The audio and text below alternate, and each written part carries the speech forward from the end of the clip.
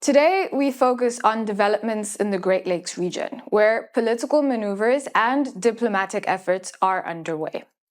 Rwandan Ambassador Martin Ngoga addressed the UN Security Council on October 13th, reaffirming Rwanda's commitment to the June 27th peace agreement with the Democratic Republic of Congo. Signed in Washington and facilitated by the US and Qatar, the agreement builds on the Luanda process, aiming to end hostilities, neutralize the DRC-backed FDLR genocidal militia, and establish joint security mechanisms. Ambassador Ngoga called for the Council to align its interventions with these efforts to avoid complicating the peace process. He also raised alarms over hate speech, mercenaries, and the 28-year plight of displaced refugees, urging the Council's support for sustainable peace. Mr. President, I particularly quoted this because it went into the detail that this Security Council needs so that we can harmonize our interventions here with what our two countries have agreed on how to resolve the problem between us. Because at times I can see either insufficient information before the Council on the progress in Washington, or there is a mismatch.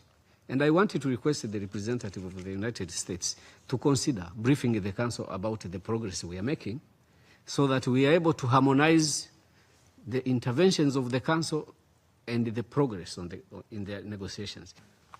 I note the report and the way it has reported on hate speech, on the question of FDLR, which is not a question about resources. It is a question about the existential threat it poses on Rwanda through its intent to commit genocide and its past when it was involved in the genocide. The question of the presence of mercenaries, the situation of refugees that have been in refugee camps for the past 28 years. None of these owned a mining site.